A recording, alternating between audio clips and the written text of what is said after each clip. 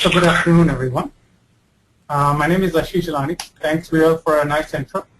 Like Viral mentioned, I run a company called Etailing India. Etailing India is a knowledge platform for the e-commerce industry. We do a lot of stuff to build the ecosystem. Today, we're going to do a small webinar on e-commerce opportunities, both domestically as well as globally. It is a topic that we can't realistically cover in the next, hour and a half, 2 hours, but we'll do a best job to cover the topic. There'll be a lot of questions that you might have, like Viral mentioned. Please curate those questions out, and we'll do our best to deal with those questions. So let's get into the webinar. Just a little slide on how the webinar will be structured. I'm going to start off a little bit introducing e-com. What are the different building blocks around e-com, domestic trends and opportunities, and then go into global opportunities, and then at the end sum it up with Q&A. Some of you might be wondering why we're going with the introduction, because a lot of you might already be familiar with it. Just want to confirm that everybody's on the same page as to what e-commerce realistically is. So kind of want to go through a few slides of e-com. Again, if you already know the answer, it's great, but I think it'll do everybody good to go through it a little bit. So want you guys to just kind of think about what e-commerce is in your own mind. Just put your thoughts together for a few seconds. So before we get to the next set of slides, you kind of have an idea of what you call e-commerce. Hope everybody's given it some thought. If it's too quick, just think about it more as we go through more slides. The most common definition that you see, Wikipedia, over the internet, other people talking to you, is e-commerce means electronic commerce. It refers mostly to buying and selling of goods and services through any of the electronic channels. But most people refer to e-com as when they're selling and buying and selling through the internet primarily. But this is the most common definition, and this is something that I want to first start off with to kind of get rid of the perceptions that most people have about e-com. The first biggest perception is e-com is only when people buy goods online. That is completely untrue. E-com exists in many forms, in many ways, and we'll cover that in the next set of slides. But one of those such ways is e-tailing, which is actually the buying of goods and services online. Then you have M-commerce, which deals with mobile. You have the T-commerce, which deals with TV. You have S-commerce, which deals with social media. Second kind of misnomer, e-commerce only happens when you buy online. Not true. E-commerce can also be constituted when you check something online and then you go offline and buy it. When you do some search and find something online, that's also part of e-com. Ads, which nobody thinks of, are just as big e-commerce component as anything else. The other perception that most people have, and I think we'll even kind of started off by saying this is the hottest subject. Yes, it is the hottest subject, but it is not a recent phenomenon. E-commerce has been around for more than 3 decades. Various forms. I mean, a lot of you have seen electronic catalogs where you can order from, automated data management, payment gateway solutions. Again, e-commerce has been there for 30 plus years. In a slide or two before, we kind of covered what different types of e-commerce there is. And I'm going to very quickly go through this. E-tailing, which is the buying and selling of goods online, either directly or through marketplaces, whatever it is.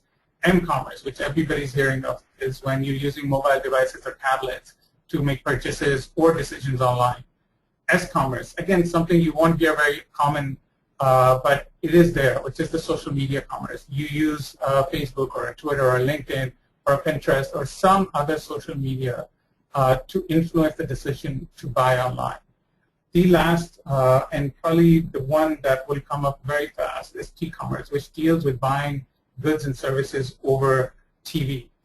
This is something that's existent and running very well in the West, as well as some of the Eastern countries. Not very going in India yet.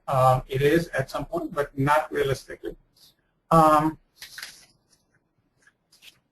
Most of you think of e-com as something new, but it's actually an evolved version of modern retail.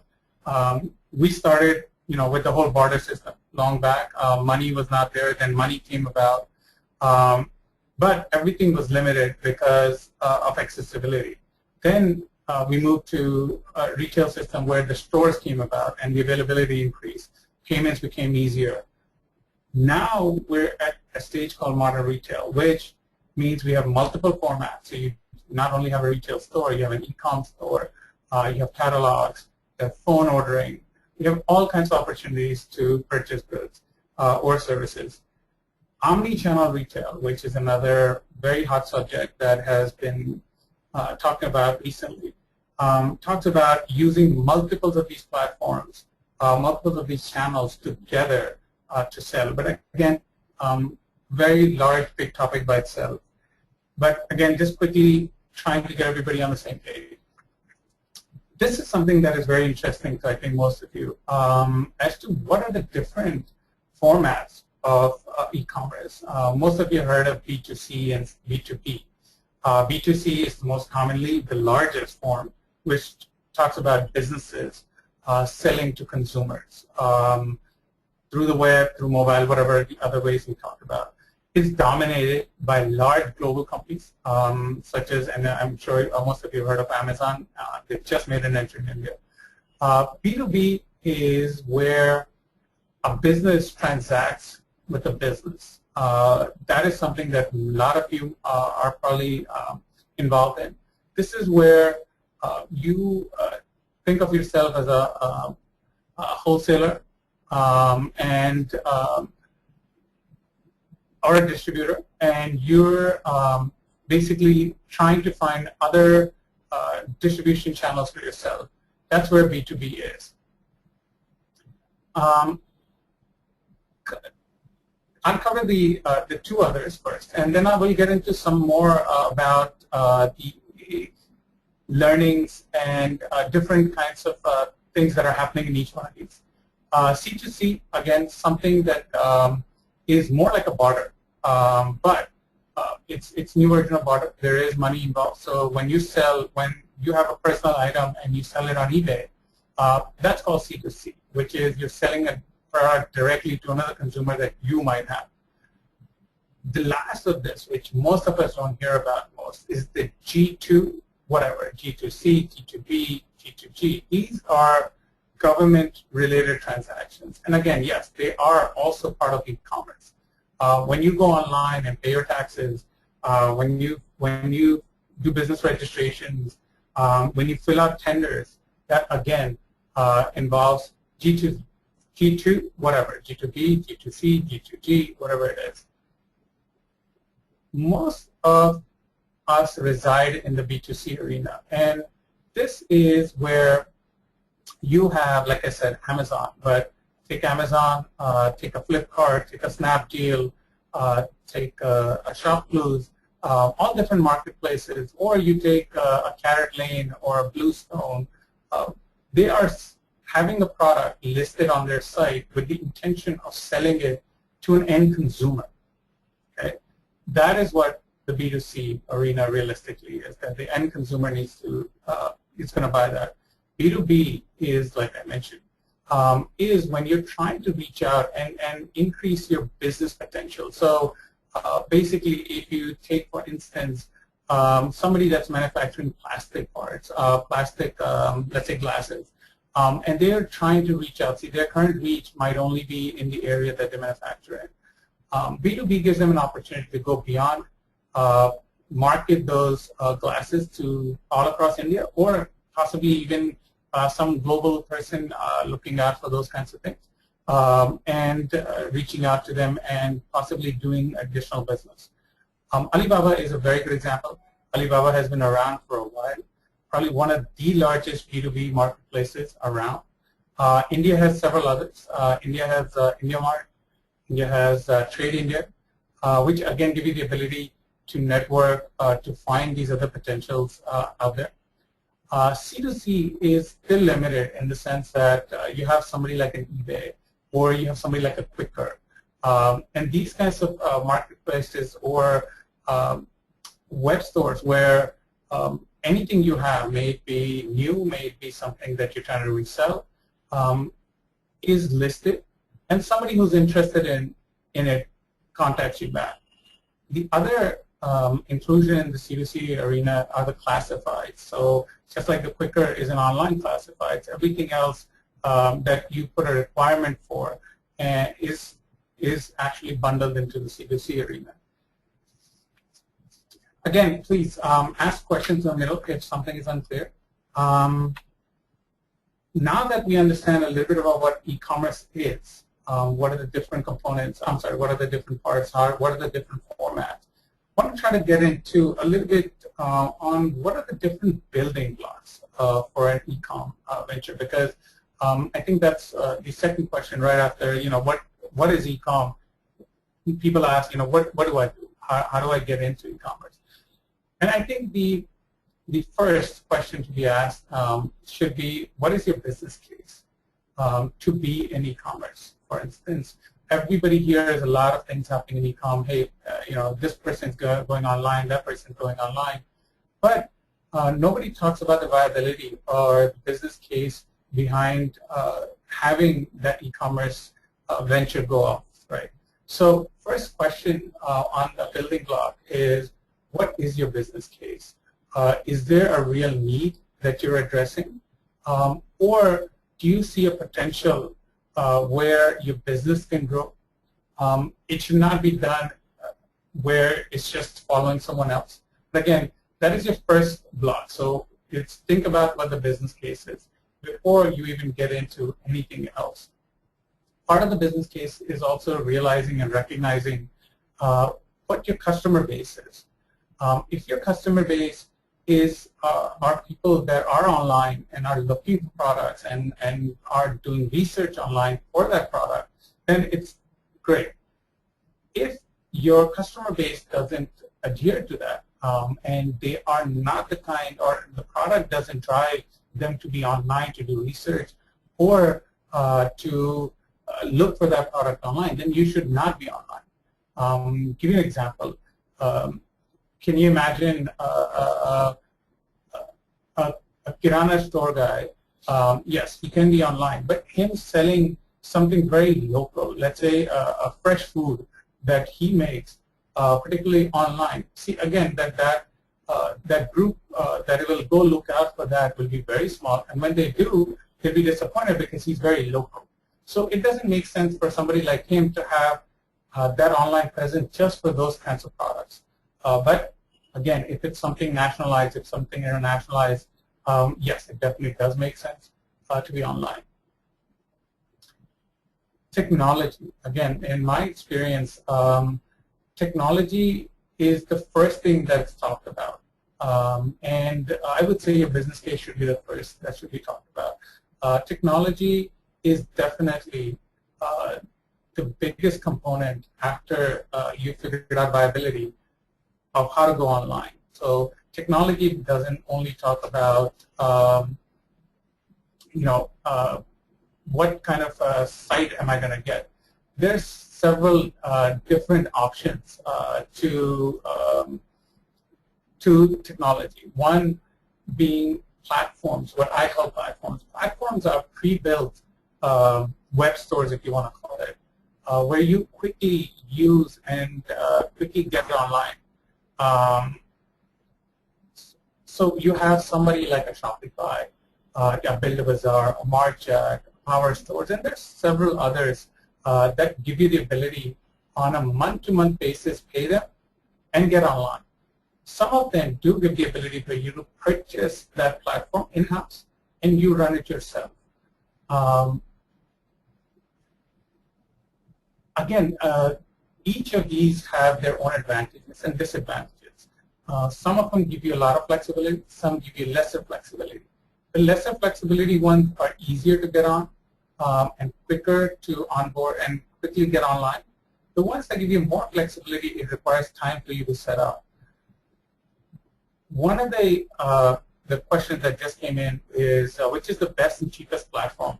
Currently, we're using OpenCart, which is very limiting. Again, I think let me cover the next piece of it, which is a custom developed, and I'll take that question. Besides the platforms out there which give you a pre-built web store, they have all the functions and features kind of built in for you. You don't realistically need a developer to go out and make this for you. A simple integrator can help you get online, and in some of these cases, you don't even need that. You fill out a form online. There's some questions you go through. You go through some videos as to how to get your product listed, and boom, you're online. It's hardly not even a day's worth of job to at least get a few products up online.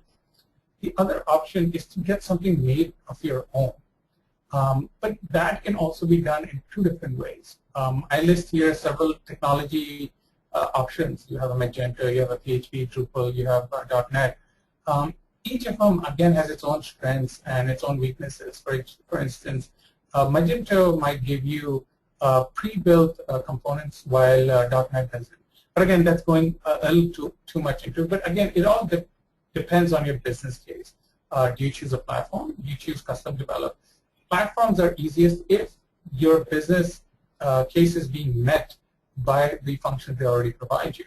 Some businesses are unique in their sense where you might need to build something on top to run that business. But in today's world, I can't think of anything that one of these platforms cannot do for you. For instance, even if you're selling services, for instance, I've actually seen some of these platforms give you ability to sell services. Not even services, even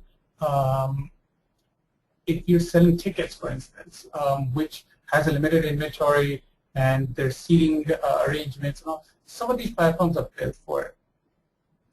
Again, coming to the question that was about the best and the cheapest. See, again, it comes down to what your business requirement is. Best is someone that could fulfill most of your requirements, okay? And I say most because I don't think any platform, unless you're just very lucky, will fulfill 100% of your requirements. So, but you have to determine the priority of those requirements. What is more important for you? Then, if that is resolved, then you talk about the price of it, okay? Because sometimes the price should be the second question, because if the platform is not giving you what you want, then what will you do with the price? If the customer you're trying to target cannot see the product the way you want them to see the product, then it doesn't serve the purpose of saving that extra money. So I think the cheapest platform question is secondary.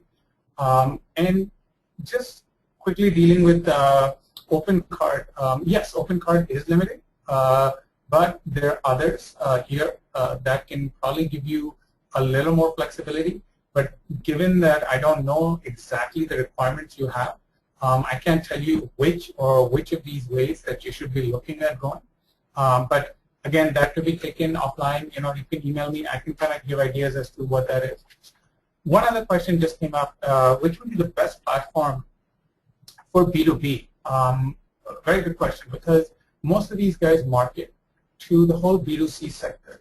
But again, I've seen, and more than these guys, there are others also that have pre-built B2B components, such as Build-A-Bazaar, I know for sure, has a B2B component into it. Marjack has some pieces of the B2B component. Shopify as well. Our stores, I'm not sure if the B2B component, but Shopify does. Build-A-Bazaar, Marjack, I know that they have some pieces already built in. Now, as far as the best tech platform, again, that depends on the business requirement. That's something that I would have to understand. What exactly are you looking for?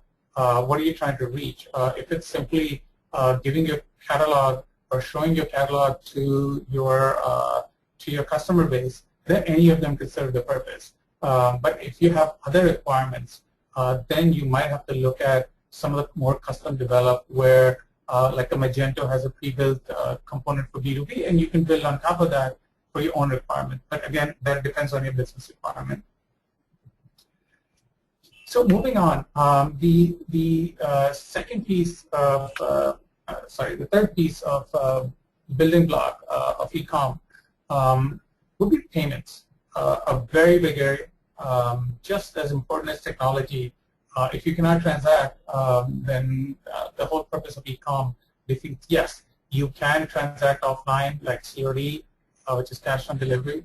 You can have other offline payment methods, but again, having a payment option online is probably one of the most important things, just along with technology.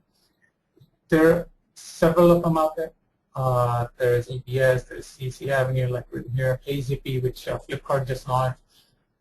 You have PayU, you have Citrus Pay. There's a lot of them out there.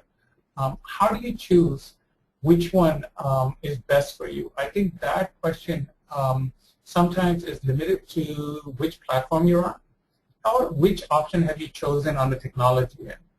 Some of them integrate well with certain types of platforms, some of them don't. Most of the platforms do offer you all the different options.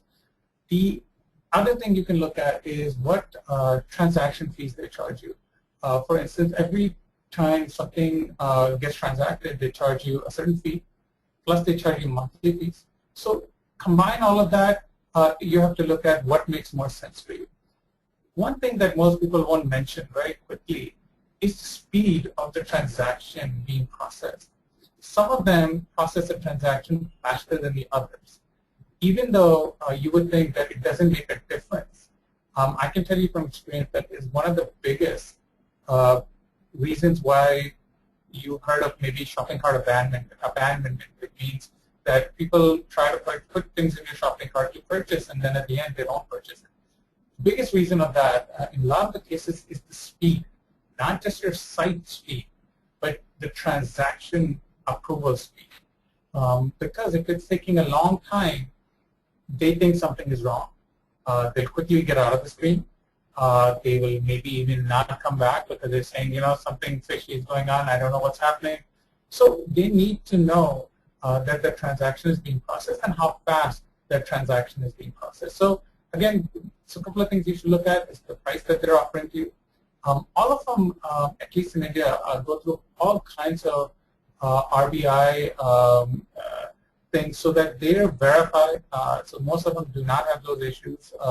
So the only thing you're looking at is the price they're charging you, the transaction kind of speed that they give you. But again, as a small vendor, they might not answer this to you, but I think it's very important for you to know that as you grow, this would be one of your bigger things to look for.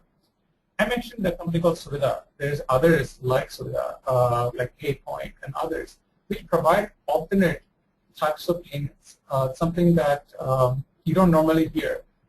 They give you the option of purchasing online and paying for that purchase by going to your nearest physical retail store. Let's say your nearest Kirana store that might have a Suvidha sign or a PayPoint sign or someone else's sign, and actually pay for that transaction there. Again, a very good option to have for your own platforms. Gives you a differentiator between others.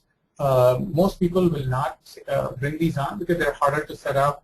All kinds of things are involved, but gives you something that differentiates you from others out there if you're especially in a competing arena. So again, Suvidha, PayPoint, there's others. One thing I mentioned initially, which was COD, cash on delivery is still one of the largest payment methods in India. It's quickly declining, but you have to be able to serve that. A lot of these payment providers do give you the ability to collect CODs on your behalf. Again, so another criteria that you might want to look at least in the short term, where the COD is not kind of going away.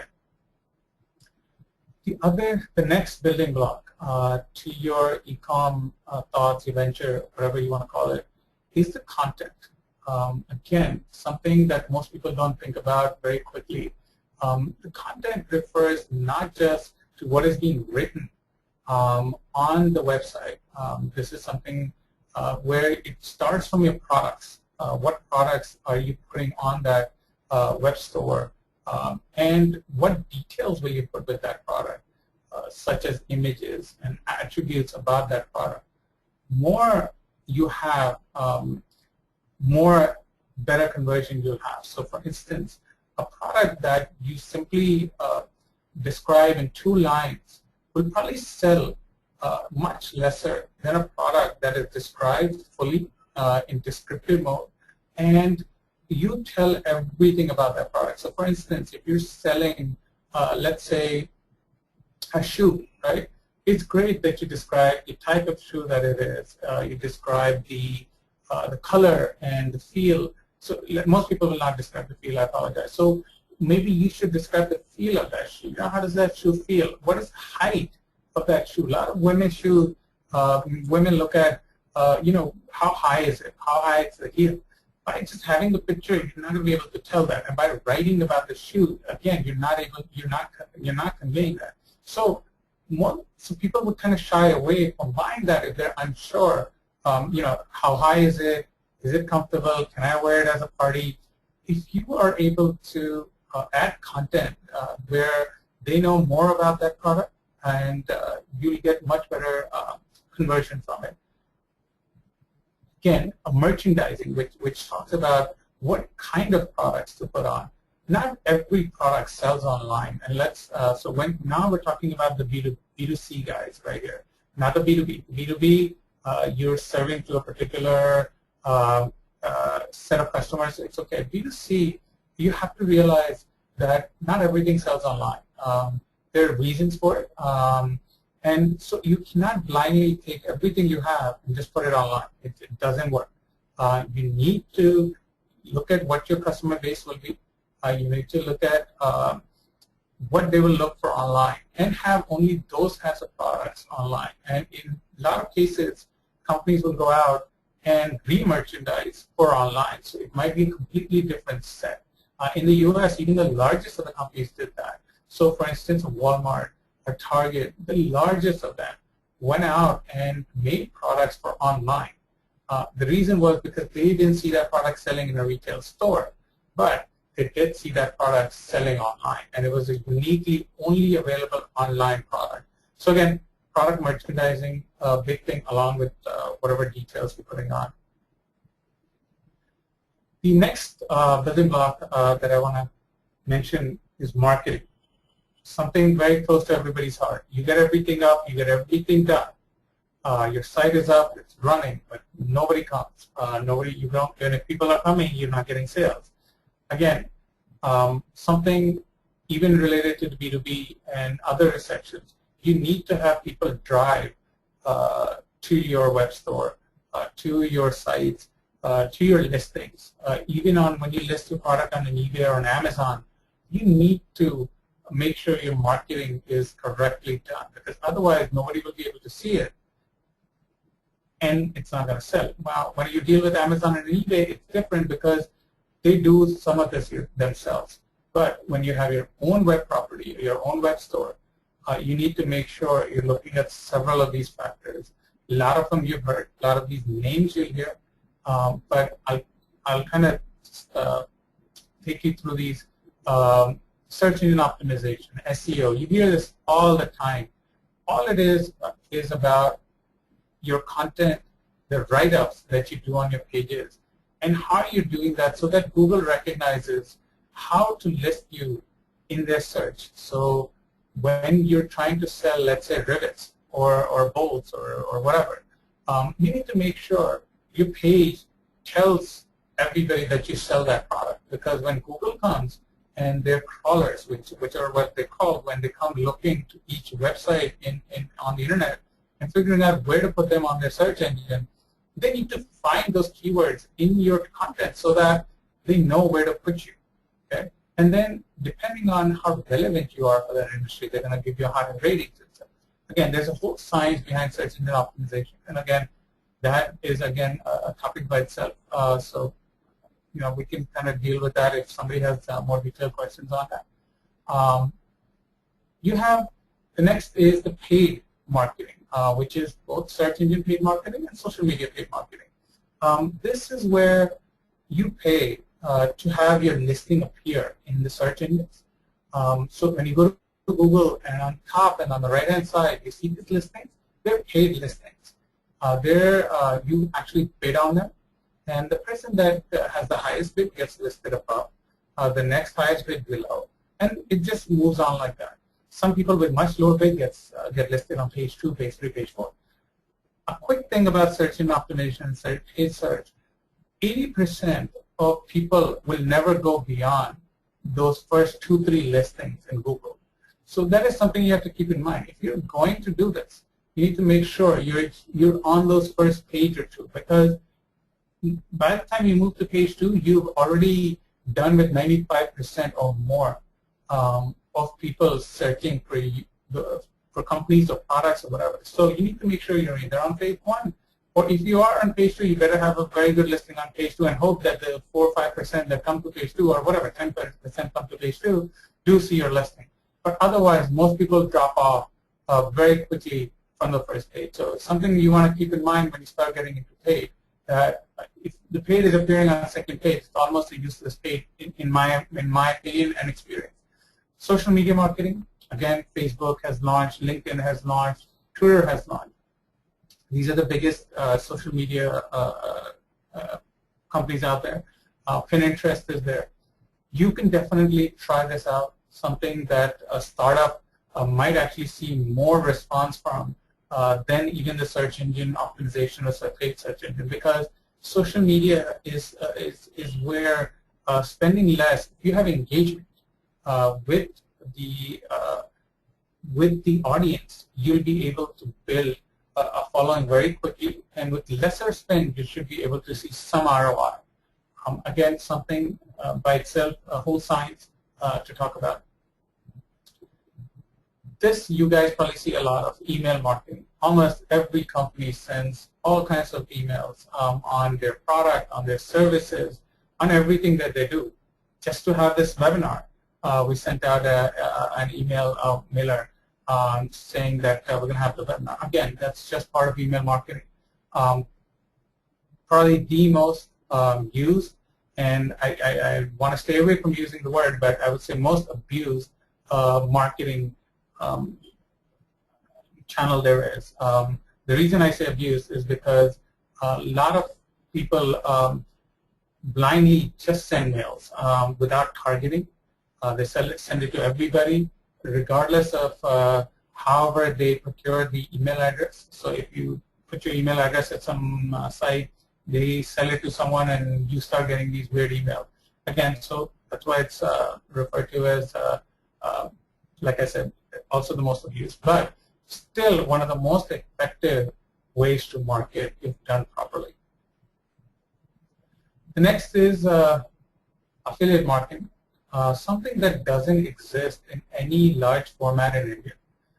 In the US, Commission Junction, which is what I've mentioned here, is probably one of the largest affiliate marketing companies. Now, you may ask what affiliate marketing is. It's actually very simple. It's a model where someone else sells for you, and they get a commission for it. Okay? So let's say that I have a product that I'm selling on my site, XYZ, and I want to have a bigger reach. So I go out and look for affiliates. Let's say some of you guys might have sites that sell complementary products. Now you can sell my products as well as yours because they're complementary and not competing. So when it sells from your site, you get a commission for that. And it's basically that way. Some people or site web stores actually survive on this model. They pick products from all over the web, list them on their site, drive traffic to this, and then sell and earn commission. But like I said, this is not something that has taken off in India. For whatever reason, I think it's a bit away. But once it takes off, it's again a very good marketing channel to use. And it quickly builds businesses for everybody.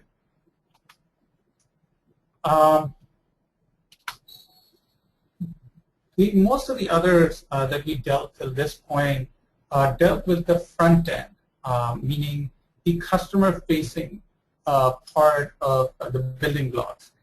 The next set of building blocks deal with more of the company, the people that are launching the e-com venture. And I think one of the most important ones, or the most important two, are right here. which is the supply chain distribution channel, and your customer relationship management. I'll cover each one. Supply chain and distribution channels, again, one of the most important things. You make a website, great. You sell a product, great. You have been able to convince the customer, very good. Now, you get an order. You even process the order because technologically you have everything set. Now what do you do? This is where a lot of times people come, and especially smaller startups, smaller entrepreneurs get stuck as to what happens at this point. Where do I go? Where do I look? And there are several of them out there that are now geared to serve you. And I think it's just being able to reach out. You have a FedEx, an international player. They are very heavily invested in India to build the whole ecosystem around making sure that the product can be warehoused with them, so that when the order comes, you simply send them an order. They pick it for you from their warehouse, and they ship it to your customer. And in case the customer returns it, they also go pick it up. Got the Aramax, Safe Express, DHL, there's others that are all now concentrated to providing you full-fledged solutions to how to ship and store your products. And I mentioned store because a lot of times people have an issue that they have to ship a product across the country, and they're starting to get more and more sales. But because they're always shipping it out of their own location, they're just not able to meet certain deadlines the customer wants to ship. In that case, a lot of these guys do provide third-party warehousing for you. And if they don't, there are others that will store your product. And when you get an order, you pass that order on to them, and for you, on your behalf, they actually ship that out. A lot of larger companies are even using these to serve their retail customers. So now let's go to our B2B members here. One of the very big advantages for B2B with these new types of services that they're offering is that you store your inventory with these guys, and regardless of where the order comes from, may it be a B2C, may it be a B2B, may it be wherever, you make a call to them and they make the delivery out to the customer without you having to invest in that warehouse or even picking and packing the goods when you're shipping it out.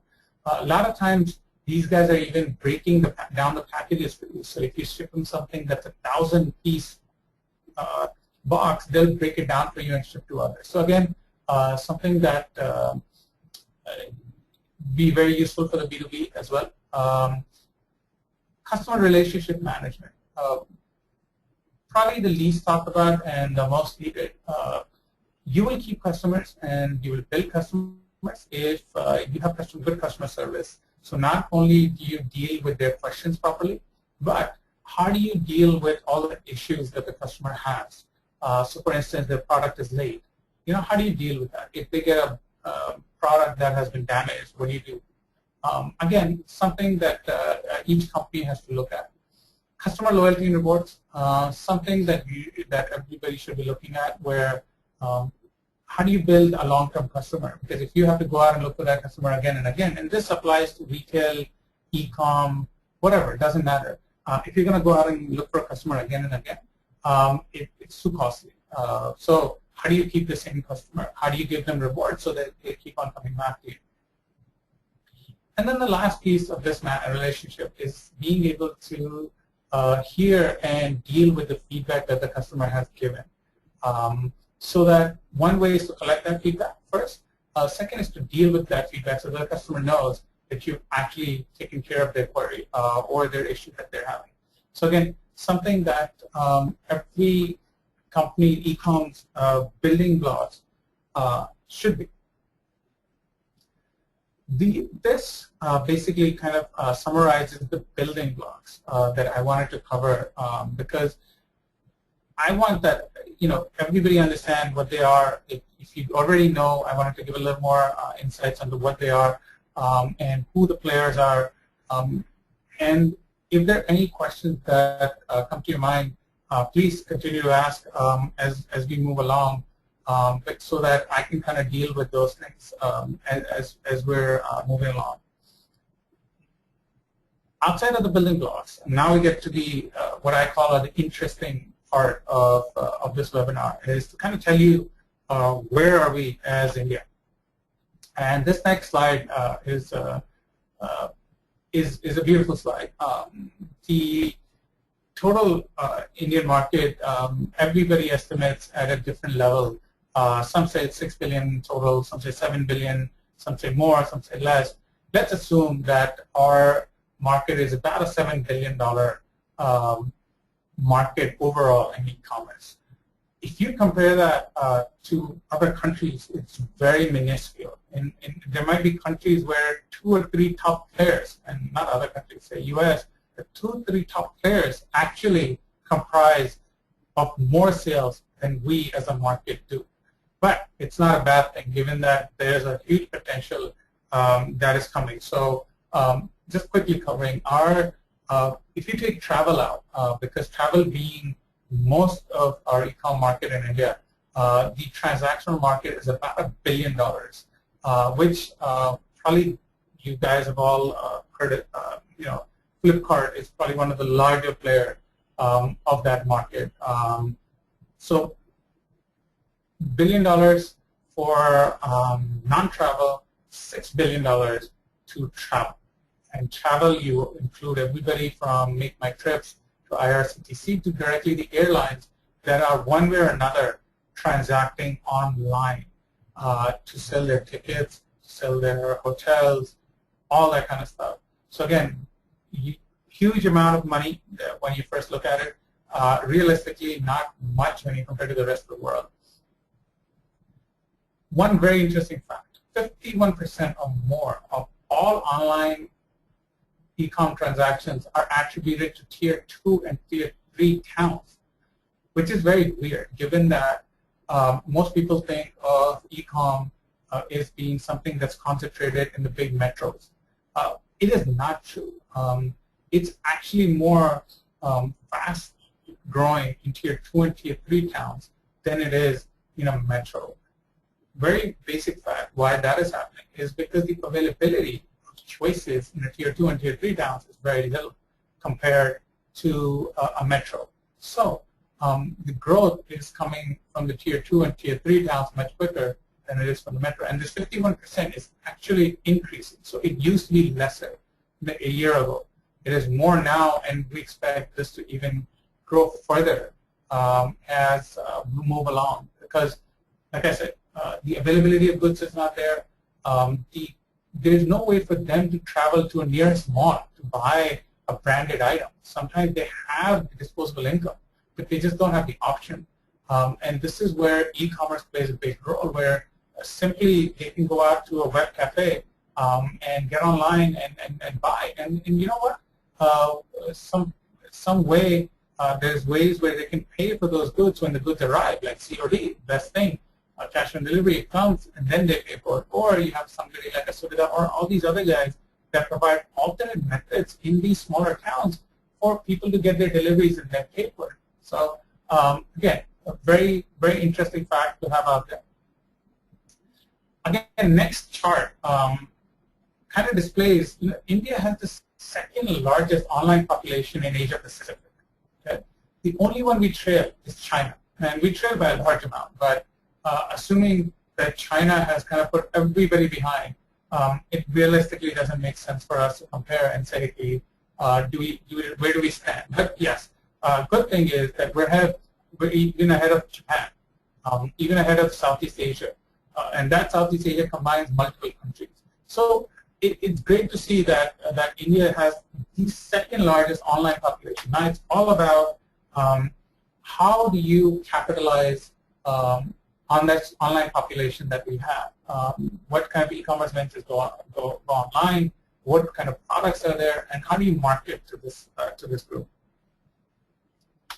Again, continuing this whole interesting facts, do you know that India has the third largest internet population, not just in APAC, not in Asia Pacific, but China has the most internet population, and then the US, and then India. So it's not like Europe is ahead of us in the internet population. Now, this doesn't mean that they transact online through e-commerce, but this tells us that there's a huge potential. There's a large market out there for e-commerce to take off, which is why when we discuss some of the numbers later, you see that there's huge amount of growth in e-com, even compared to retail. So again, we have the third largest population. Very interesting fact that is getting highlighted everywhere. We have one of the youngest populations as a country, as well as online. Okay, 39% of our online population is between 25 and 34, which means that this is the new generation. They're more willing to purchase online. They're more willing to research online. They're more willing to go online and look for things. And once you market to them, there's a good chance that you can have them come back and be a long-term customer for yourself, because they're young. They're 25 to 34. They still have another 20, 30 years good to have a good disposable income. So, and that income will just grow. It will not decrease. In most cases, it will just grow. So you have a huge amount of population out there. One clarification I want to give when I write youngest in BRIC. BRIC is actually just like APAC means Asia Pacific. BRIC means Brazil, Russia, India, and China. This is a group that has been kind of put together in comparison because they have very similar growths and in a lot of cases very similar economies, and so they're compared to each other. Brazil is considered one of the closest to India as far as how they work and what they work at. So again, just giving you a clarification. One of the things that is mentioned here is that e-commerce is very underdeveloped in India versus our other BRIC peers, meaning that Brazil, Russia, and China all are ahead of us in number of people transacting online, okay, or percentage of people transacting online. Again, not something to be looked at as a dark moment, more as a significant opportunity for all of us to find ways to market to these people and get them to buy something online. Again, something that just want to quickly cover. What are the largest retail subcategories online? So take out travel and everything else. And in retail in India, the largest subcategories by far is apparel. So clothing is the biggest market out there. Computer software closely followed by electronics. Again, that doesn't mean that it's limited to this, but a good majority of online sales are attributed to these three categories. Apparel being the front runner by a lot. You take Flipkart, you take any Snapdeal, you take ShopClues, you take eBay. Their largest selling category is apparel, and I'm sure that all of you, when you first think of online, one of the first things that you look at to buy online is one of these three. So they're the largest subcategories in India in the retail sector online. Just to that same point, there's so many categories still out there that are unserved. Nobody even looks at them because they think it's too small. Food has suddenly started taking off, but for the longest time, food was not even looked at as a category that people wanted to be in. Office products, again, another category that is least served. There are very few players, and again, if there are players, they're localized and not at a national level. So what I want to get to with all of this is that there's a huge opportunity still in different categories, even if the other categories like apparel are crowded. There's still many other categories. Plus, if you have a differentiating product in the crowded categories, you'll still do well. And again, that's something for your business to kind of evaluate if that makes sense. Again, something that I'm sure that all of you are aware of, but just kind of want to take you quickly down. What are the advantages of being in e-commerce? Not just in India, I wrote it in India, but it actually is anywhere. It gives you the potential of being online, of conducting your business 24/7, 365 days. So 24 hours a day, 7 days a week, 365. Even when you're gone home, your web store, your web presence, your web property is still out there serving your customers. So it's the greatest or the best way to have that omnipresence, meaning you have the presence all the time, everywhere. So again, one of the biggest advantages. Access to global markets and global customers. I think people are not realizing the potential of this particular point. When you have a product online, or when you have your site, or when you have your web property online, you're not just selling to the customers you're targeting, but you're also inadvertently reaching out to people that are looking for you, or looking for something else and happen to kind of stumble upon you. And again, it's a big, big potential. We get so as Etailing India, we have obviously a whole bunch of online presence, and all the time now we're getting queries from abroad about taking our platform to other countries. Now that would not have happened if I was just keeping everything offline. They would not have known what we were doing and would not have contacted us. So again, it applies to any product, any business. And you never know what opportunities, maybe even a business venture or a partnership might come about. Another big advantage of e-com is reducing cost. One is by cutting your intermediaries. So if you are selling through, a lot of times the product has been marked up greatly. One of my other businesses that Vito mentioned is in the US called My Publisher, where we sell jewelry and diamonds online. One of the reasons we went into that is because we said, you know, what best for us to manufacture it ourselves and sell it directly to a consumer. There's two reasons. One, we take out the intermediaries and make the price more attractive to the end consumer. Second is it's a greater margin for the business because we don't need to worry about commissions after commissions after commissions. And we're much closer to each customer. So again, cutting out the intermediaries, a very big opportunity. Real estate, again, if you're in the retail business, you realize the cost of real estate. Huge cost. So what I mean by that is, obviously there is cost to being online, but you are able to present a lot more products with a lot lesser investment because the cost of physical real estate versus online is very, I mean, an online store, you can have it out for $1,500, $2,000 a month. No, I mean, in most, if you were spending a great deal of money, it would be $5,000, $7,000, $15,000.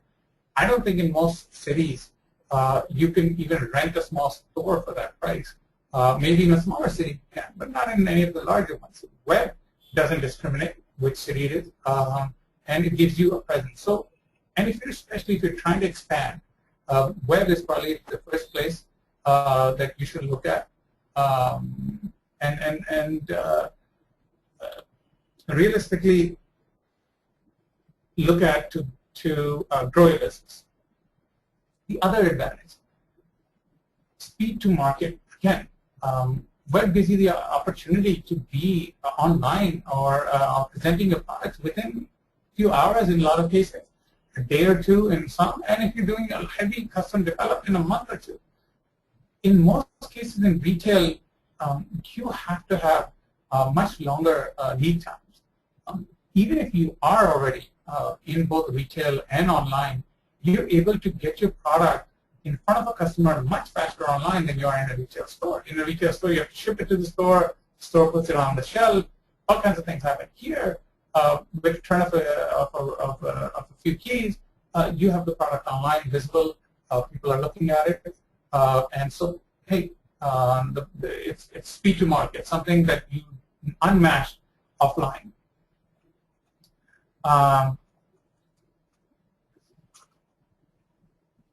I just quickly, just taking a break in the middle of this. There are a couple of questions that have come out. I'll deal with them once I finish this slide. I don't want to say, I don't want people to feel that I've kind of ignored them, but let me just go ahead and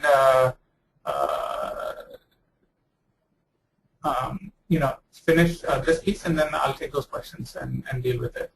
Other advantage, brand awareness, which again, I had mentioned as part of my other things, web gives you an ability to get your brand out there much faster, much quicker, globally, domestically, internationally, all over where you want.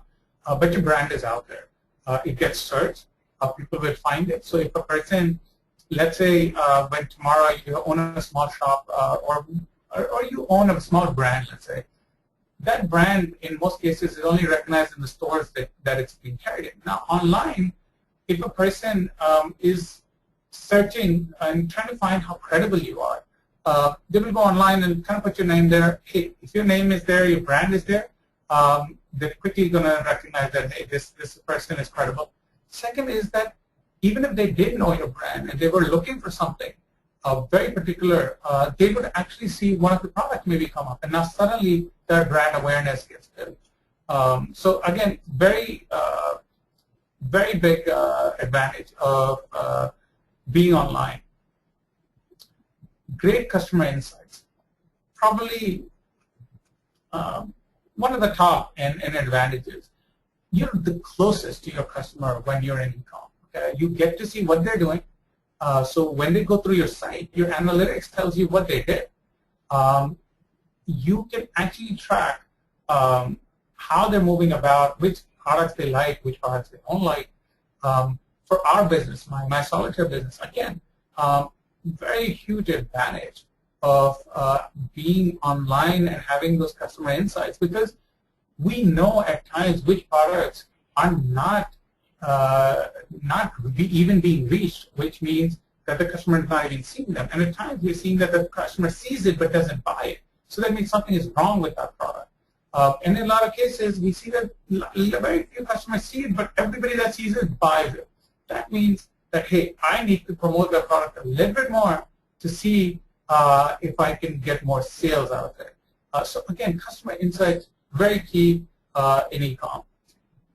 This I mentioned up in real estate. Limitless real estate for product selection. When you have a store, when you have a shop, what happens is you're not able to show all of your selection because you have limited real estate. Even when when you sell services and other things, when you're on a phone call telling people what your service is, you're not going to be able to tell them every single thing that you do. But online gives you the ability to show your full product selection or a larger product selection and have people actually see that product selection, and maybe you're even able to reach out to those people much better. Like I said, let me take some of the questions that came out while I was going through these slides. One of the first ones that was, is I'll repeat the question. Are there any platforms which cater more specifically to B2B for fabric sale? Example, customers see the product on kiosk, place it inside a retail store, and then place an order with the retailer, who in turn places an order with me. Okay, I think there are two different things. If you're talking about a platform that specifically deals with B2B when it comes to just online, the internet, definitely, like I mentioned, that a lot of the platforms already have B2B sections to them. Fabric sale is definitely part of it. You can have different types of swatches. You can talk about colors, specifications, everything that a customer might want to see.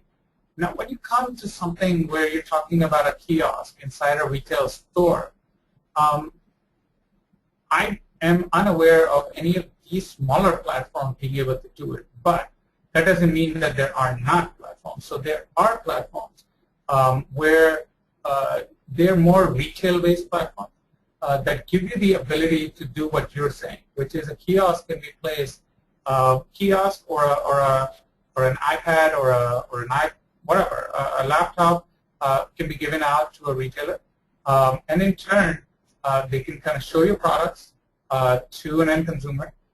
They can pick it, place the order, and the order can come to you. So yes, there are all kinds of options available, and most of them today are available not even through kiosks, because kiosks will be much, at least a bit more expensive than having something like an iPad or a tablet out there that quickly you can browse through a product and place orders, and the order can be transmitted directly to you.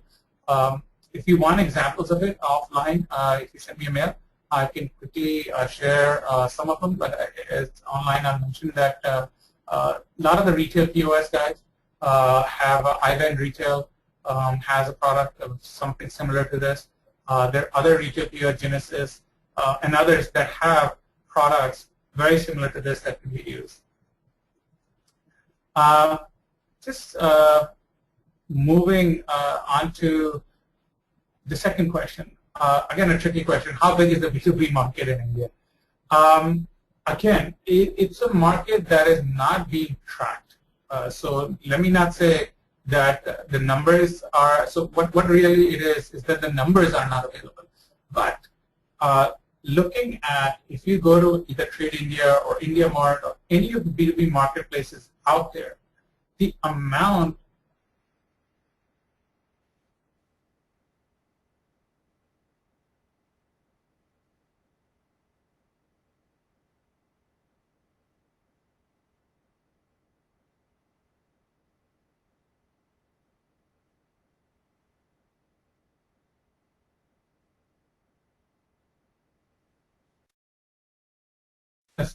through the B2B market in India. And if you want to just expand that and just look beyond India, I think if you look beyond India, internationally that B2B reach will even yield more, because some of the products that we make here sell locally are at times needed in other countries. Don't think of it as other countries in the sense of America or Europe or others. You can even think of sense of Malaysia or Indonesia or other places which are very similar to us and require very similar things and might not have manufacturing units or economies that can give them that option. Sri Lanka being a very big, very big option as well. So again, hopefully that answers those two questions, and I'm going to try to move on and try to get into some more of these slides. I have a lot more questions that we've kind of accumulated for the end as well. So, but keep on asking. This way, it's good. It's interactive. So, come with the rosy picture in India are the challenges of what is realistically happening. Internet connectivity, even though we have the third largest internet population, we're the second largest populous nation. So why do we have the third largest internet population? That's because our connectivity is limited. We're still limited to fixed lines and optic fiber.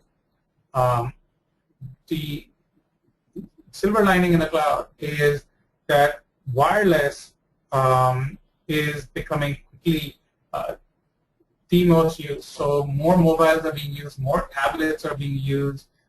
Internet, where landlines are not available, mobile and internet connections through wireless are available. So hopefully the internet connectivity issues will quickly go away. Today, even though we quickly onboarded mobiles and a lot of people have moved on to mobile internet, it's mainly used for social media. It's mainly used for checking their mail. It is still not used transactionally for an e-com type of a venture.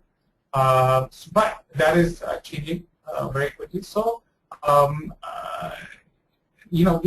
think that this will very quickly, and if you ask me, this is another 2-3 years away, where it should be in a manageable state and probably more comparable state than where we are today.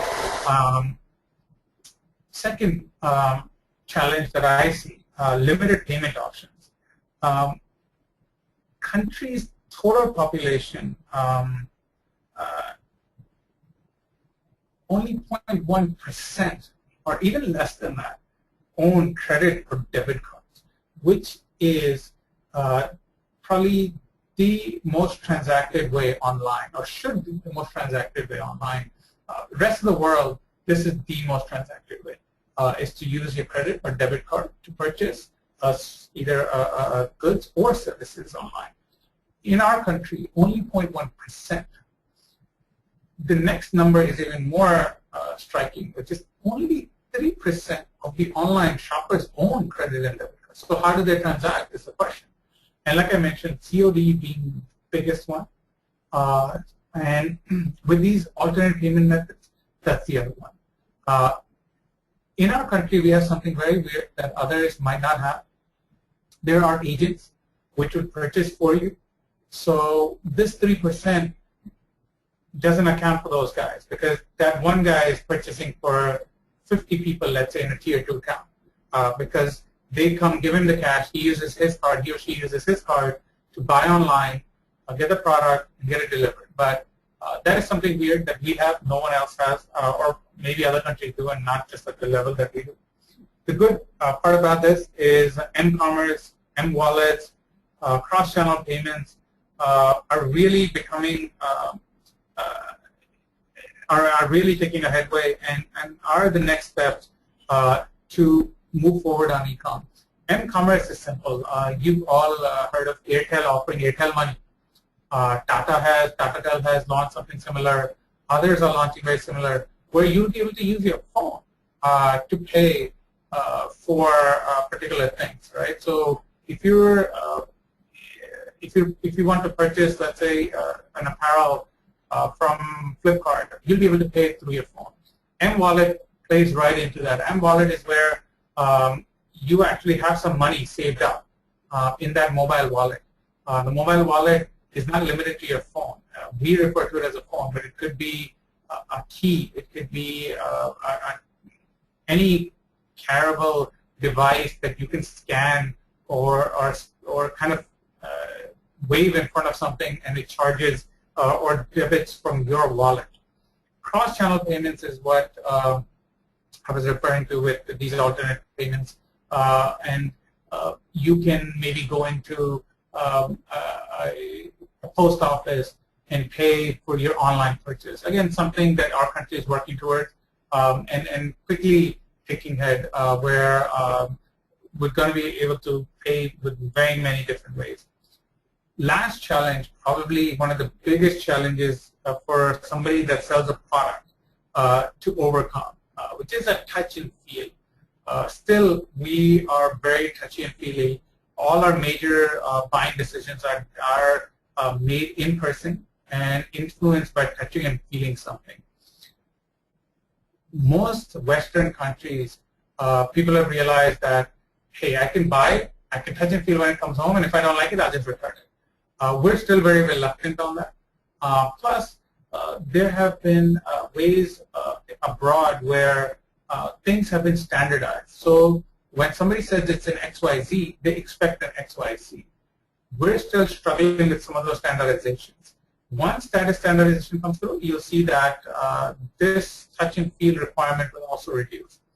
But while this is all going on, technologically, you have something called augmented reality, okay, that can help shoppers. Now, these are little things that you even have an iPhone app nowadays for augmented reality in our jewelry industry, especially, where you can kind of put your finger on top of a projector, and the projector actually projects a ring on your finger, and you can see how that ring looks on you. A lot of the apparel guys have come out ways where you can put your photo online, and they can put clothing on you and see how that particular design or that color looks on you.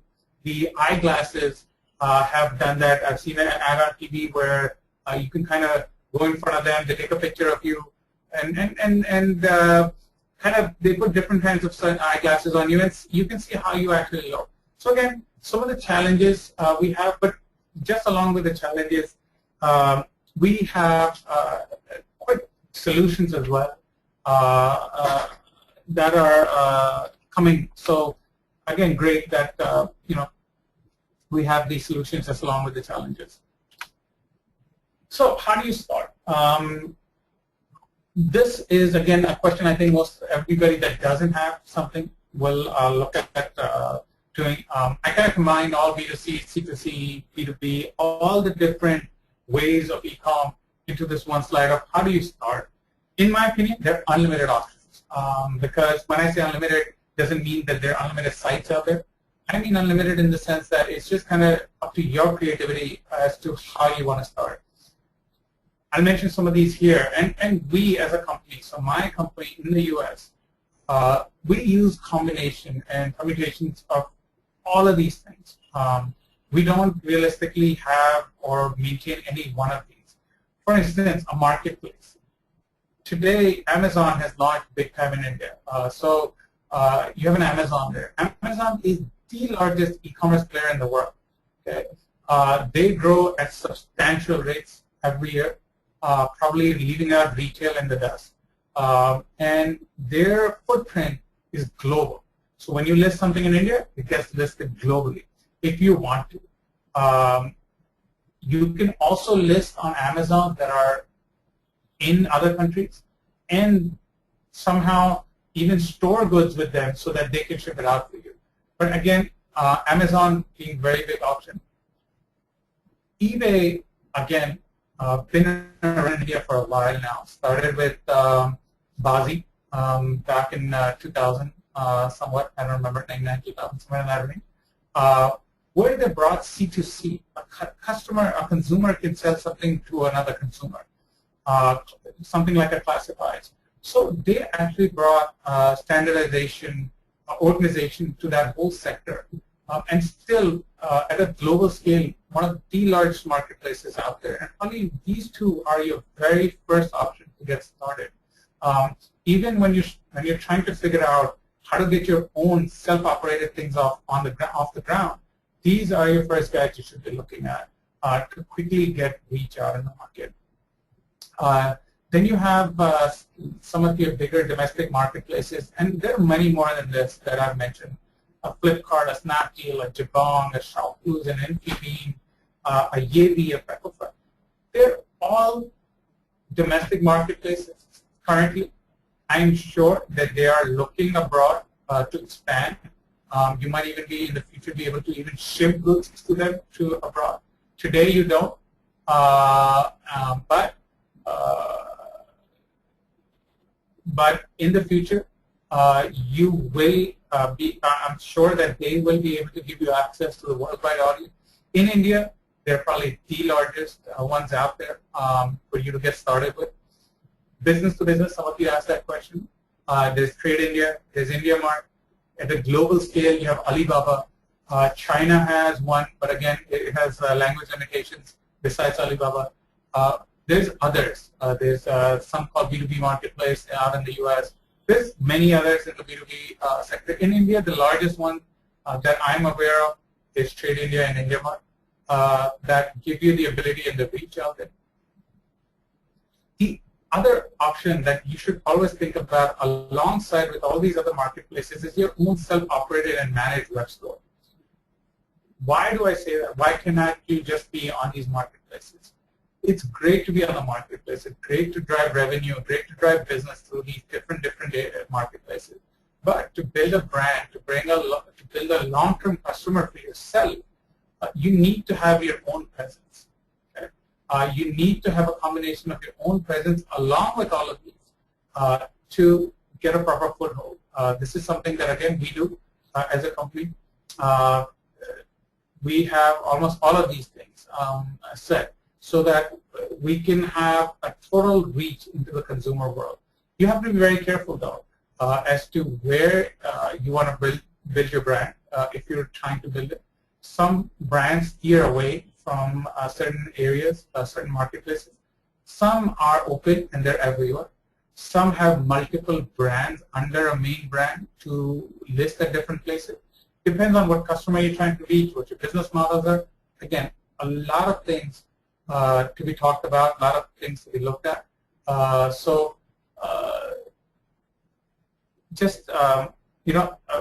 But my recommendation would be with other marketplaces, you definitely, you should definitely look at operating your own web property as well. Along with India, I just want to cover some very quick global opportunities because I I don't think we want to miss the global opportunity for our Indian retailers, manufacturers as well. U.S. I've put just some very basic numbers out there. U.S. e-com grew at 15.8%. Most people think that U.S. has already reached its pinnacle. They're a saturated market. Very untrue. They're still growing. They're not growing at the rate they were growing before. But look at 15.8%. That's a huge growth in a market that is over $200 billion market. Okay. Next number, 27.1% growth rate at Amazon. This is the marketplace I talked about as the global leader. They outdo everybody out there. They outdo the world. They outdo themselves. I mean, they keep on growing. They do a very good job, and like I said, probably a very good place for you to start with. And if you already have presence, other places, good place to expand in, because they will give you a reach and will give you huge potential. Let's look at the chart below, just so you can see what the predictions are. 15.8% growth this year, 14.8, 14.6, 4.2. So anywhere from 13 to 16% is what U.S. is pegged to grow. Okay, so it is not a market that should be kind of avoided or not looked at. It should definitely be in your strategy of how to use the marketplaces, how to use your own platform to reach out, but definitely something that you should be looking at.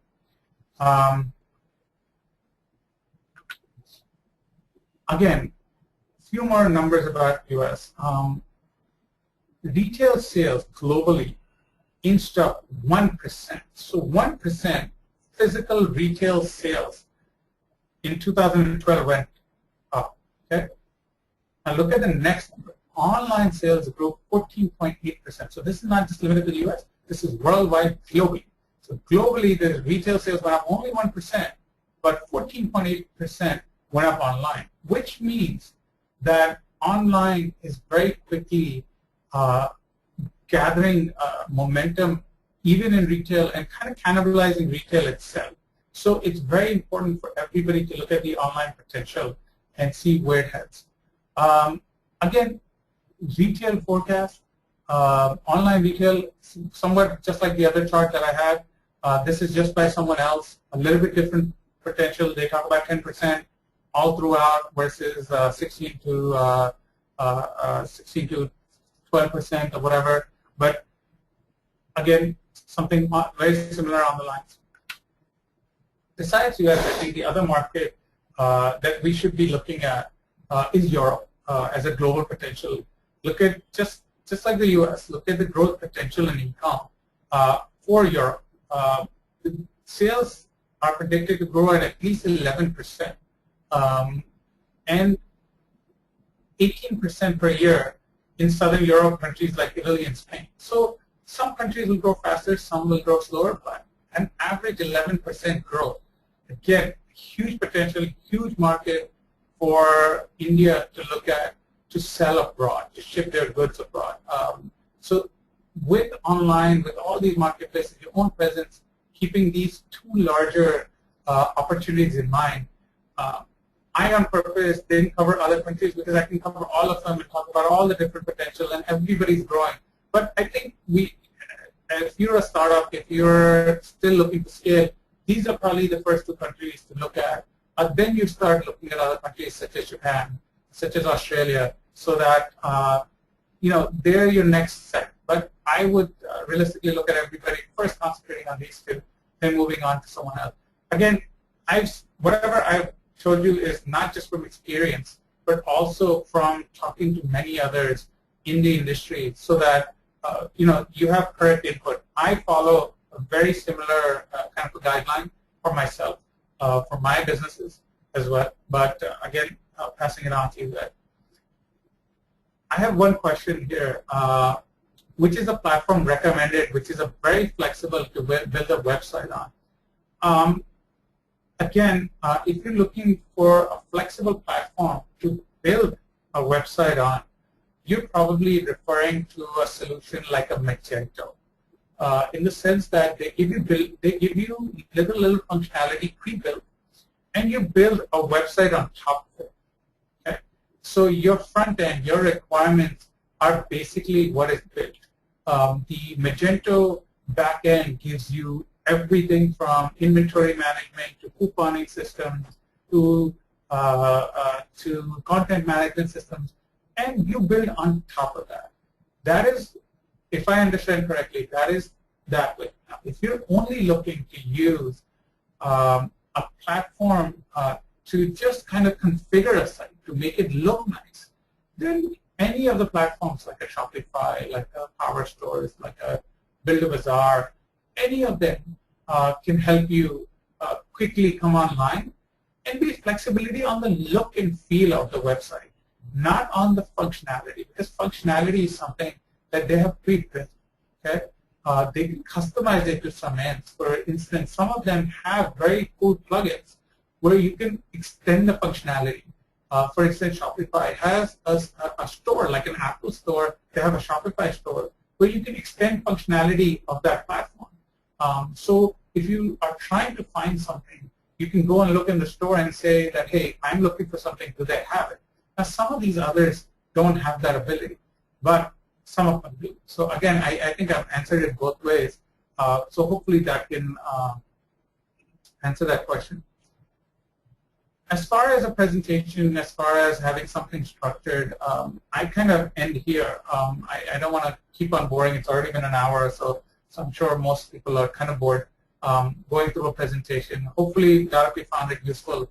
But the next slide I have is something that is very important for us to cover, and I think very interesting because this is something that you guys have asked, and questions and answers. And I want to cover these so that you get your answers, and maybe some more questions can pop up in the meanwhile. And please, while I cover these, whatever questions more you have, please pass them on. We'll be happy to take you through them.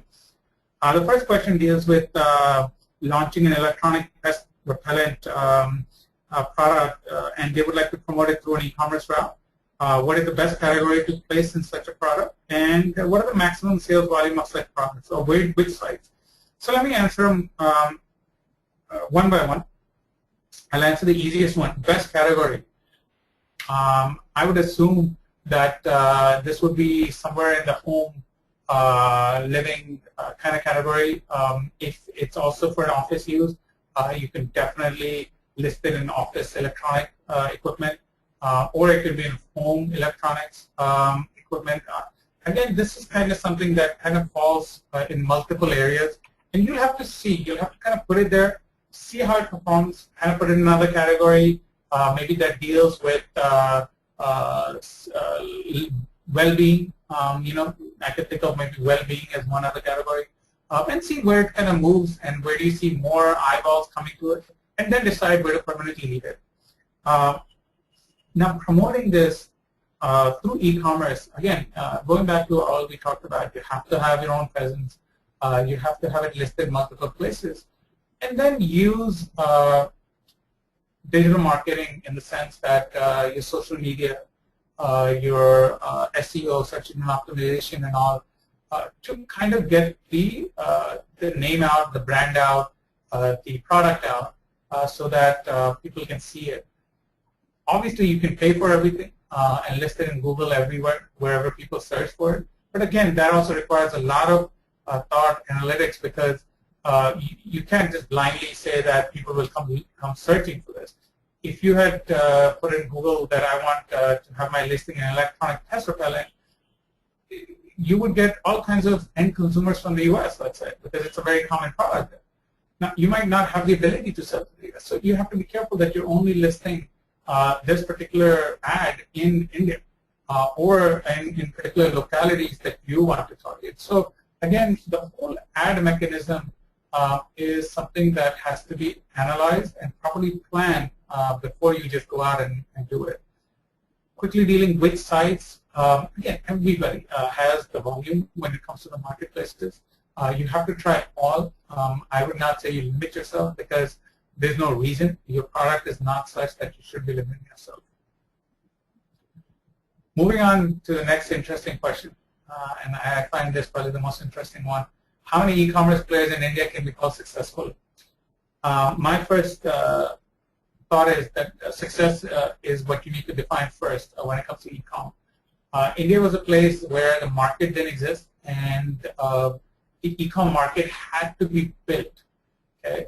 Some of our players have done an enormous job of building that market and becoming leaders in that market. Flipkart being one of them, obviously. Or in jewelry, in my category, it's CaratLane. And in other categories, there are others, right? But you cannot financially call them successful in most cases because they might still be losing money on a monthly basis. But again, if we financially have to look at it, you probably won't find even one player, and maybe a smaller player somewhere, but none of the larger players can be called successful financially if you look at it today. Now, if you're looking at it at a 5 to 7 year horizon, this will completely change the landscape because that is where everybody's expected to make money, especially the larger guys. So yes, let's quickly, I mentioned 5 to 7 year horizon. If you're coming online and you're going to try to make something large and scalable, your target should be a 5 to 7 year horizon. You should not be looking at, hey, I'm going to turn profit in 6 months. Maybe as a smaller model, you will. But when you start scaling it, that might turn into a year. When you scale it more, it might turn into longer. And when you try to be a Flipkart, it might actually be impossible right now. But if you're trying to be somebody smaller than Flipkart, maybe 5 to 7 years. So again, that is something for everybody to keep in mind. Moving on to the next question. What seems to be the most successful in India between a retailer and a marketplace model, and why?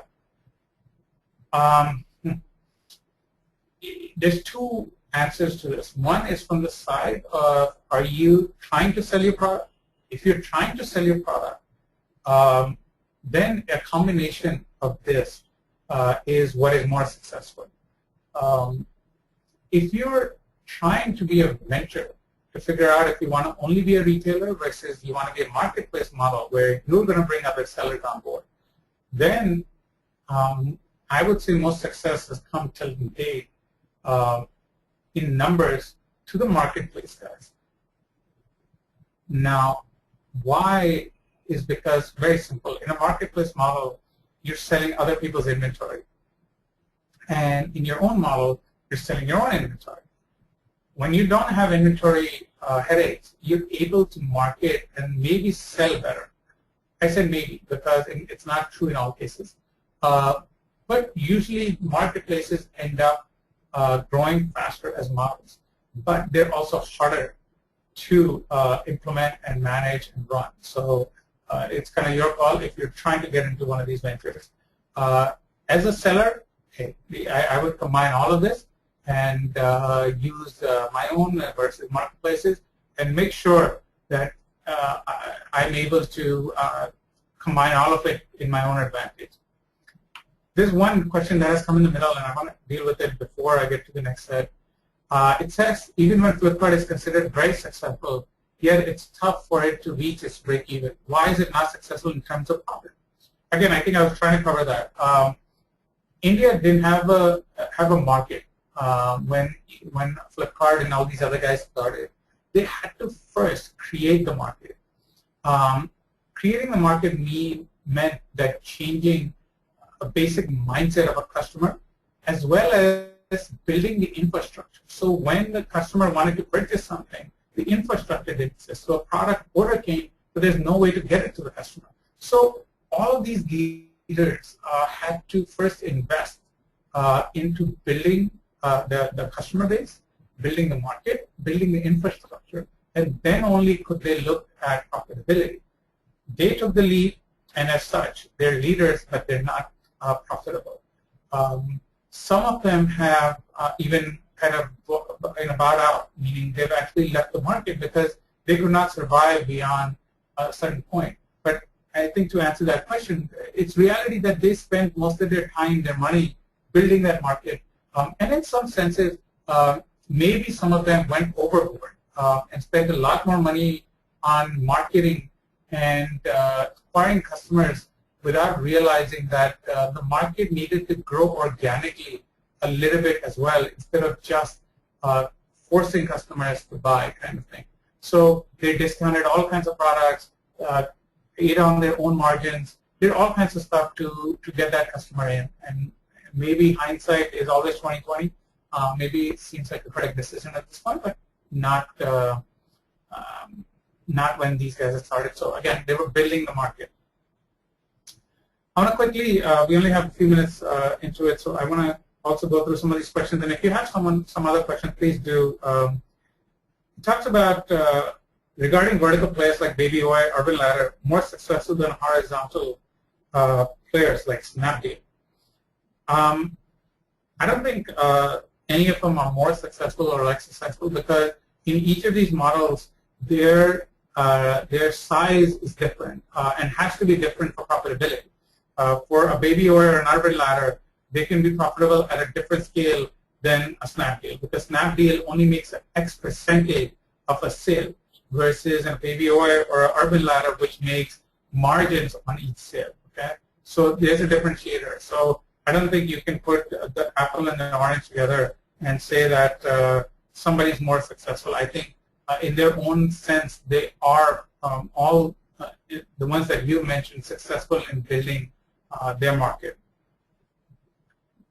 Next question, very cool. What is relevance of standardization on product identification classification by the online retail?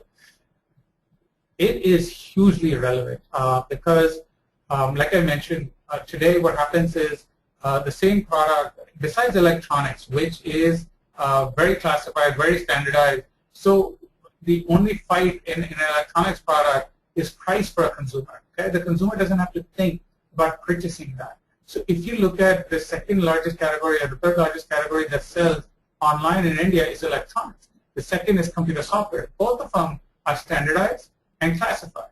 Okay, so more we're able to standardize and classify products, the better the sale and more relevant it is. And if we're able to say that even if a person was to buy an X product, let's say in apparel, and there are some standardizations to the descriptions, to the fabric, I think you would see much higher sales come about. How can we improve productivity using e-com? Again, I think we covered a lot of it. Productivity in the sense that you, in lesser number of resources, should be able to reach a larger mass of people. Okay, and that's where your huge productivity gain is. Your one person in digital marketing might be able to get you a lot more customers than a salesperson that is out in the field or out in front, even in a store. So this huge amount of productivity. Plus, inherently, when you technologically advance yourself, you automate and processize things, and where you're doing things better, and everything in e-com has to be listed online, and because of that, your products have to be put in an Excel spreadsheet or put in a software and then loaded online. So again, you just gain productivity just by trying to do e-com. So you know, that is probably the easiest way to improve productivity. In e-com itself, like I said, because you have a global reach, you have a seamless reach, you're closer to the customers, again, using all of those strategies, you should and you will improve your productivity. Use of e-commerce in international logistics business. Again, I mentioned that services is another big thing. When somebody's looking for your service, today, only the ones you market to will be able to find you. Tomorrow, if you are in e-com, you're online, they are able to find you much quicker. And remember, e-com is not only about them transacting something, but them also finding you and then calling you is just as big part of e-com as the transaction itself. Okay, so make sure that you don't limit yourself to the transaction. E-com is your brand, your services are listed online so people can see it. If you want to realistically drive this business even more, some of your more standardized services, you can give people options to come and book their space on a container, let's say online, or to book a package going by air somewhere online, and simply they get a notification and you get a notification, you send somebody to pick it up and ship it for them. Again, the limitations are not there. You have unlimited opportunities. So again, what you think of in that international logistics business is what you can do. How is a budget decided for starting an SMO strategy for an SME? Again, depends on your business model, depends on what you're doing. Like I said, you have to realistically play and figure out first what is the kind of market you're going after, and is that market available online, and what is the kind of spend you will need to do. I don't think you need to start with a budget and say I'm going to first spend it, because that's incorrect strategy. Strategy should be, what is your product, what are the people you're targeting, and then figure out if you can spend and what amount you need to spend, okay? And this is something that is very important. Second part of that question, how did we find that a particular industry is ready for digital marketing?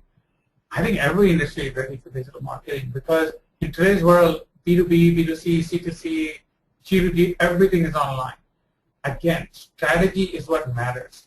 You cannot blindly take a business and just put it online and start marketing, because it's not going to work.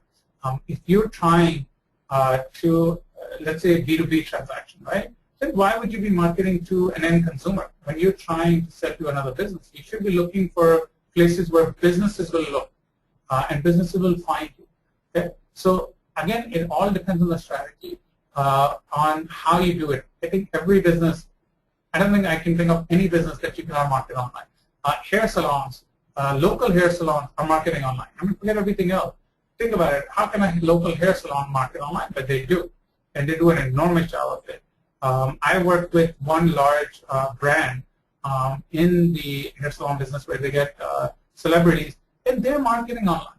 Think about it. Why would a celebrity come online to find a hairstylist? But they know that there are people that will, for that particular celebrity, maybe searching online. So again, and they are getting ROI out of that digital marketing. Learnings and insights for B2B enterprises in e-com. I think we covered some of these before, but I'll quickly get into it. Again, it gives you a huge amount of reach, just beyond your own local, domestic market, even your own international market. It goes beyond your own connections into connections that you don't know about, or you wouldn't even think about going to. So again, the opportunity is huge. Learning, let me tell you quickly, learning-wise, one of the other businesses I'm involved in is a B2B business. Okay? Just by simply putting our listings on Alibaba and other places, we get inquiries from China, from other places that we don't have a presence in. We never thought that people in China could actually buy that particular item. We get queries, and not only queries, we've actually transacted to those countries. Forget China, a small country somewhere, let's say Bangladesh, for instance. We had a transaction out of Bangladesh. Why? We didn't think about reaching out to Bangladesh. We just had a listing out there. We had a site out there. Somebody came, somebody liked it, somebody inquired. We sold, did an LC, sold it to them, shipped it out, done. So again, there are a huge amount of opportunities in B2B. The only thing you have to be careful when you're marketing it, like I said, don't market it to everybody, because your market is not everybody. So you have to strategize correctly. Better payment gateways and alternatives. Again, all of them have their own pros and cons. As a small player, the ones I mentioned, and there are a few others that are very good. When you're a large player and you have your own transactions, then you don't go to these guys. You actually go directly to the banks. Okay, the banks offer their own payment gateways. Okay, so besides that, these guys that I mentioned, they're banks that will do it. So when you're a smaller guy, these are probably your best options. And because the banks won't entertain you, won't give you the rates. These guys, because they consolidate everything, they give you the rates and give you all the options. Alternatives, I mentioned there are others, COD, there's Suvidha, there's others where you can walk in and pay for something. They give you a receipt. You take the receipt to the website, put in the receipt number, and you can buy a product that way. So again, you have those payment gateways available as well. One question that just came, what is the best platform for the service industry? Again, depends what service it is, right? If you, or what you're trying to do with the service. If the service is simply that you allocate time, like I mentioned ticketing, right? Ticketing being very similar to service. And I've seen ticketing work on several of these platforms.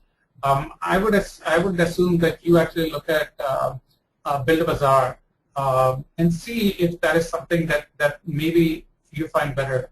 I personally find a little more